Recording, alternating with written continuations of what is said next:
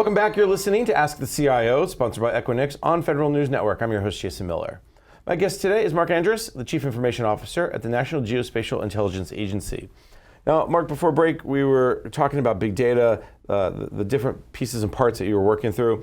One of the reasons why data is so important, and we hear data is the new oil, data is the new gold, whatever kind of analogy you want to make, is because that leads you down to better decision making and leads you down to this idea of, hey, if I can have good data, or at least decent data, then I can start applying that with artificial intelligence, machine learning, automation, and then that can kind of remove some of those mundane or complex tasks even that can go much quicker. So how does the data discussion lead us down that path to the AI, machine learning type? How are you guys starting to use that or look into that?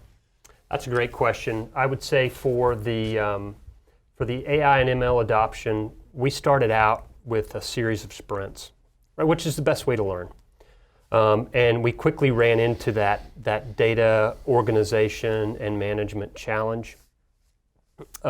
So we've still got some sprints going on, but we've decided to form up a particular group that's looking at enterprise data management. And again, what we did was not just from the chief data officer and the technologist, but we married up the content owners, and we formed a group looking at enterprise data management with the sole intent of how does it scale, not just for a sprint. So everything they're doing says, here's lessons learned, but what happens when it doesn't scale? So that whole content management piece is one of our huge lines of effort on the AI and ML front. The second area we've been focusing on, and this sounds boring because I'm going to use the word governance, but algorithm governance. Algorithm governance. So let's say that I've got my data really fine-tuned and I'm starting to proliferate algorithms that are more and more machine learned or artificially intelligent. How do I provide the assurance on the outcome of those algorithms, much like I assure any piece of software in terms of content delivery? Again, I go back to these when we talk about mapping, safety of navigation, an aircraft hitting a tower, a ship running aground, we talk about precision and accuracy that is no fail. Same thing on the imagery front. If someone's making a recommendation on a mission, go, no go, that has to be precise. So the second line of effort we've got is really looking at the fundamentals of how we govern the approval process, the assurance of it, and does it evolve over time? So that's the second line of effort.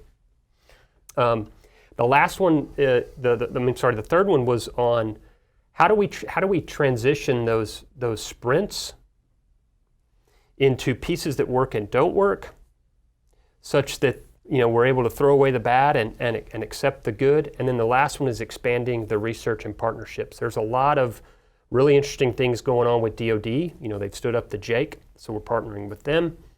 Project Maven from USDI, and then the rest of the world that's realizing the same opportunities from imagery exploitation. Let's back up for one thing and talk a little about the boring governance stuff. I think it's really important, not just around algorithms, but around data more generally. The content owners and the enterprise data management, is that the goal to develop standardization, taxonomies, all those words, or is it more in a different area? So it's certainly the data taxonomies. Okay, so if you think about NGA, think about charting and mapping, geodesy and those types of things. Very much standards driven, very robust, right? The international community accepts a lot of what NGA creates, right? The WGS84 is the reference model for lat and long to support GPS. So that part of NGA has a very robust standards driven taxonomy. The rest of Intel analysis is it's more like a painter, an artist, right? They take a lot of different forms of information, they characterize it different ways. That's an area that is going to require a lot more work on how to standardize and ask the question, how deep do you want to standardize a taxonomy, right? There's a point where you start trying to standardize stuff and then it becomes like this black hole. Right. It implodes on itself and it's no longer valuable. It's definitely an area, but I'm very cautious about how deep we go with that versus how much we give the flexibility. for the analyst.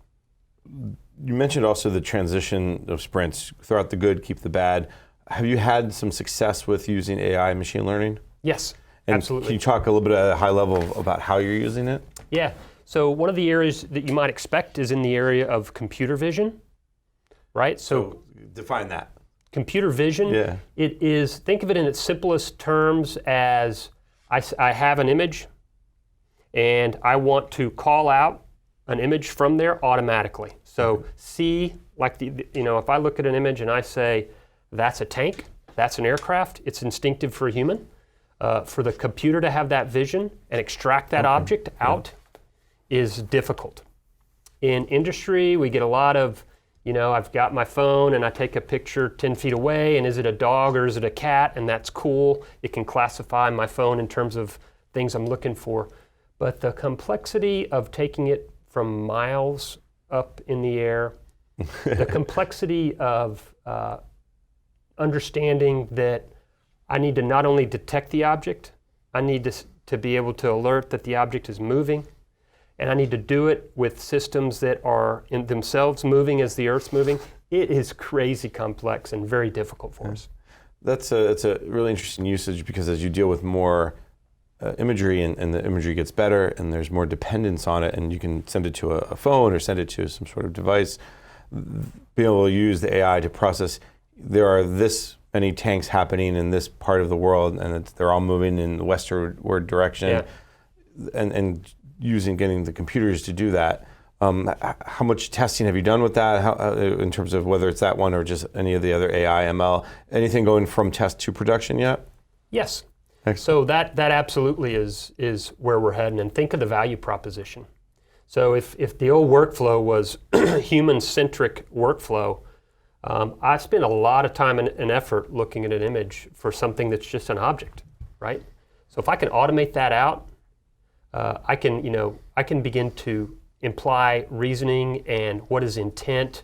It shifts the workload from basic object detection into what is going on, why is it happening, or anticipatory. Hey, this is about to happen. These 7 events have occurred. That's where we've got to get to. And that's where a lot of this automation provides real value. And then we comes back around to those data core folks who are be able to either A, be retrained, or B, to be upskilled to understand, hey, now I'm an analyst in a much bigger way than I was before, where I was just looking at imagery and trying to tell you what it meant. Yep. Now I can tell you why it's happening, or what's it mean, versus just the basics. I mean, it's a big plus for your workforce. It is a big plus. And everybody talks about culture and how hard culture is to overcome. I would say, my observation is NGA has a workforce that's ready to go. A lot of times these promises, they either don't deliver, or I've got people that don't want to change their roles, their skills, and their workflows. That's not the case at NGA. I think we've got a pretty anticipatory workforce. So what other technologies or what other things are they excited about? AI, ML are 2 good ones. What else? I will tell you, we talk about AI and ML. I think we've got some great needs. And just so it's out there, we try to publish our tech focus areas once a year. We try to update the areas where we think we could use the most help. We publish those. We have the U.S. Geospatial-Intelligence Foundation, USGIF, hosts GeoInt every year in Tampa. That's in April this year. And we publish those. But I'll give you a taste of some of those things that are underpinning this.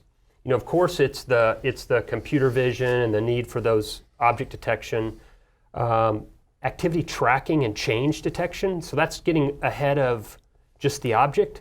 But now, what's happening? What's the delta? If I know the objects are out there and I've got that fairly defined, now talk to me about activity and change detection. And then let's go deeper, and we talk about how do we automate the creation of that foundational data, what we call gold disk level data, from which we would test and approve algorithms. We've done some of our early sprints where the human is the one creating the gold disk of what is true, from which the algorithm could work. That's a huge effort. It takes a lot of time. So we're looking at that, and then I'm getting back into my algorithm governance a little bit.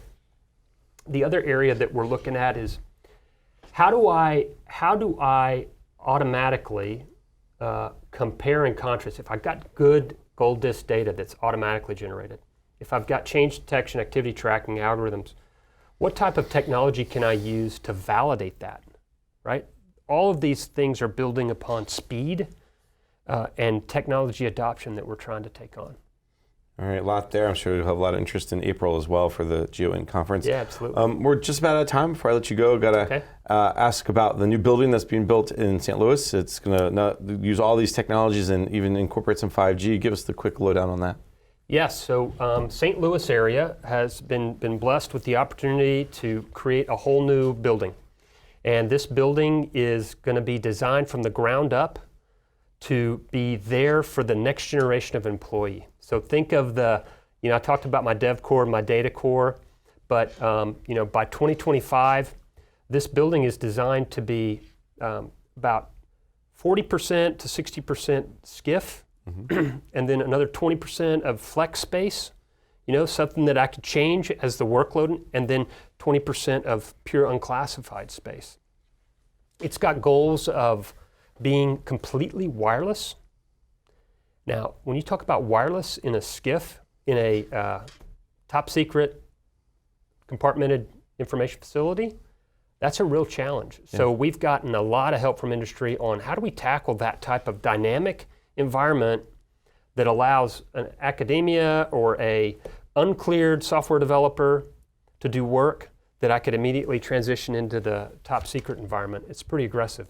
That's pretty cool. We'll have to talk more about it another time. That sounds great. Unfortunately, we are out of time. So first of all, let me thank my guest, Mark Andrus, the Chief Information Officer at the National Geospatial-Intelligence Agency. Mark, thank you so much for your time today. Thank you, Jason. It was great to be here. I've been your host, Jason Miller, and you've been listening to Ask the CIO on Federal News Network. For more on this discussion, visit federalnewsnetwork.com and search Ask the CIO.